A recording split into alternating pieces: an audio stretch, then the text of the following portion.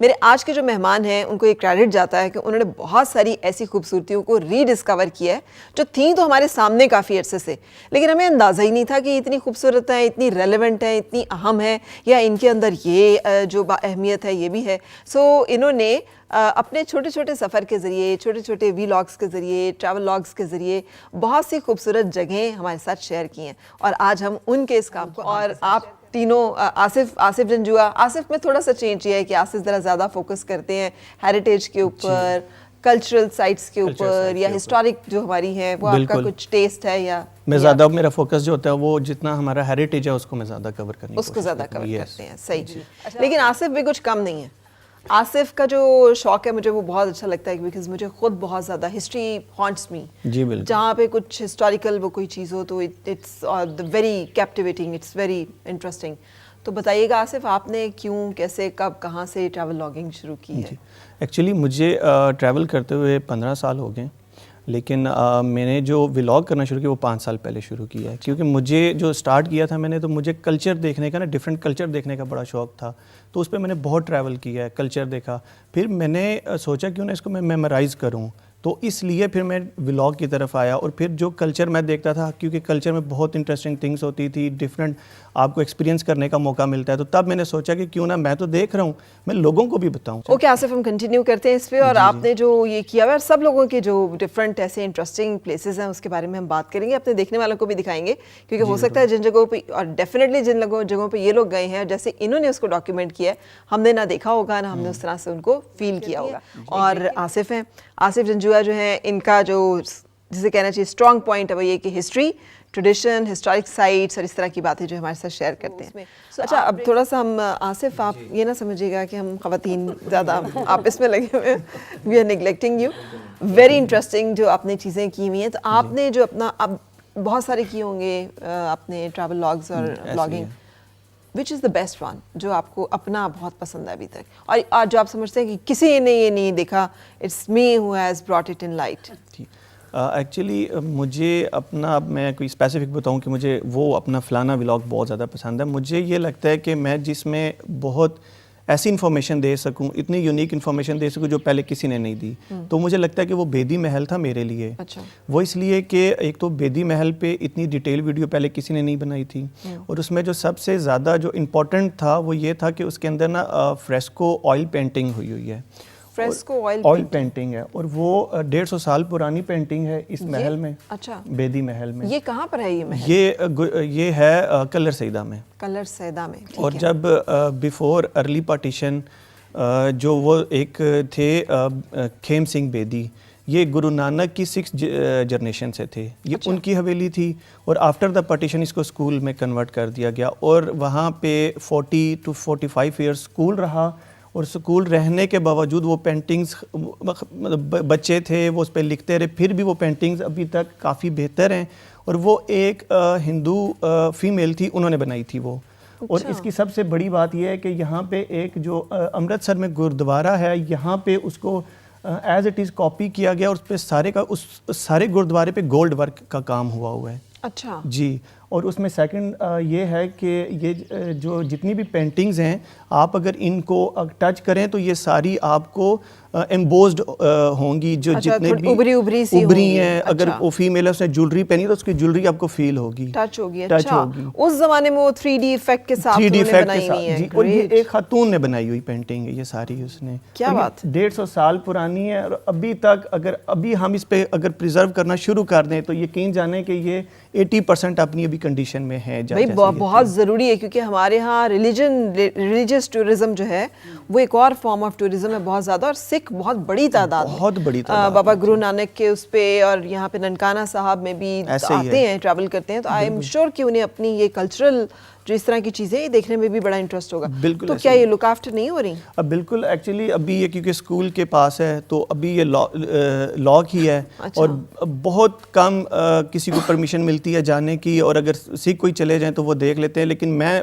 Personally समझता हूँ, तो मैंने थोड़ा सा इस पर काम किया था कि गवर्नमेंट ऑफ पंजाब को बताया था कि इस बिल्डिंग को प्रिजर्व करना चाहिए, और स्पेशली टूरिज्म के लिए ओपन करना चाहिए। जिनके पास है उनको पैसे दे के तो फिर लेना चाहिए, क्योंकि इतने ज़माने से उन्होंने वो किया हुआ है। अब ये भाग के सरकार एकदम से नहीं वापस हो सकता।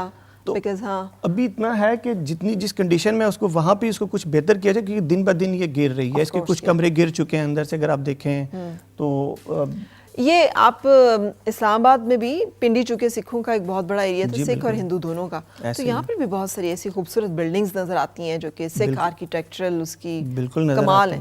इस्लामाबाद में एक मैं आपको बिल्डिंग बताता हूँ, भी रिसेंटली मैंने इस पर व्लॉग किया है। ये कुरी शहर है इस्लामाबाद में। कुरी, हाँ। यहाँ पे एक महाराजा रंजीत सिंह की बारादरी हुआ करती थी किसी ज़माने में, अभी तो उसका थोड़ा सा स्ट्रक्चर बाकी रह गया। अच्छा। तो वहाँ पे वो उनकी एक रिलीजन प्लेस भी थी, वहाँ पे वो इबादत भी करते थे और महाराजा रंजीत सिंह ने वहाँ पे बड़े अहम फैसले भी किए हैं उस जगह पे। अच्छा। अब अगर आप जाएँ ना तो वो सिर्फ खंडरात रह गए हैं उसके, और वो बिल्डिंग का एक ऑक्टागॉन में वो बिल्डिंग बनी हुई है, उसका एक स्ट्रक्चर रह गया सिर्फ। तो मैंने उसको डॉक्यूमेंट किया और मैंने सीडीए को और जितने हमारे उससे रिलेटेड डिपार्टमेंट हैं उनको रिक्वेस्ट किया वीडियो में कि प्लीज़ अभी भी अगर आप इस पे काम करें तो इसको प्रिजर्व किया जा सकता है और हम हेरिटेज और इसको टूरिज्म के लिए ओपन कर सकते हैं। ये देखिए कितनी ज़बरदस्त जगह है, वाह great. Welcome back, ATV morning और मॉर्निंग विद फराह देख रहे हैं आप, और आज हम मिल रहे हैं नीला अंसारी से, सादिया आमिर से और आसिफ जंजुआ से। तीनों बड़े ज़बरदस्त ट्रैवल व्लॉगर्स हैं और इनकी अपनी अपनी बहुत सारी डोमेन्स हैं जिसमें इन्होंने बहुत सा काम किया हुआ है। बीइंग अ ट्रैवलर या बीइंग अ हिस्टोरियन, जो मैंने ऑब्जर्व किया है कि हमारे जहाँ पे भी अगर आपने बात करी थी कि हमारा माशरा कितना महज़ब है, हमें ये देखने के लिए कि हमने अपने हेरिटेज को कितना प्रिजर्व किया हुआ, कितना ख्याल रखते हैं। आप इवन मीनारे पाकिस्तान पे भी चली जाए ना तो वहाँ पे भी ग्राफिटी नज़र आएगी आपको, लोगों ने नाम लिखे हुए हैं ऊपर।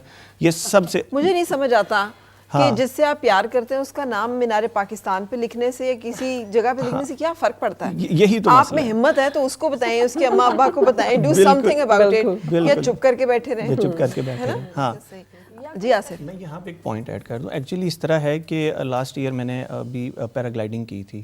तो जब मैंने पैराग्लाइडिंग के लिए हम पीरचनासी में एक सराह एक पॉइंट है वहाँ पे हम पहुँचे, जो क्लब पैराग्लाइडिंग करा रहा था, तो मुझे वहाँ पे जाके पता चला ये तो वर्ल्ड की सबसे हाईएस्ट पैराग्लाइडिंग साइट है।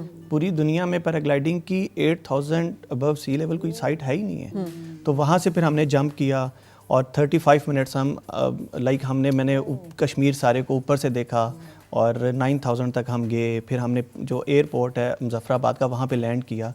तो ये जितने भी एडवेंचर्स, क्योंकि मैं एडवेंचर का भी बहुत ज़्यादा शौक, मैं एडवेंचर्स भी बहुत करता हूँ, तो तब मुझे पता चला ये तो सारे जितने भी प्राइवेट कंपनीज़ हैं वो अपनी एफर्ट पे ये कर रही हैं। उनको कोई गवर्नमेंट की सपोर्ट नहीं है। इवन इतनी आउटस्टैंडिंग प्लेसेस है हमारे पास, वो अगर पाकिस्तान में सबसे दुनिया में सबसे अगर हाईएस्ट पॉइंट वाली हमारे पास जगह, तो उसको हमें इंटरनेशनली करना चाहिए वहाँ पे, ताकि फॉरेनर्स आएँ वो भी करें वहाँ यार। आसिफ साहब, अनीला, सादिया, चले बाकी सब चीज़ें तो छोड़ दें, एक एयर एम्बुलेंस तो कम से कम हमारी जो है वो हो जाए मेंटेन।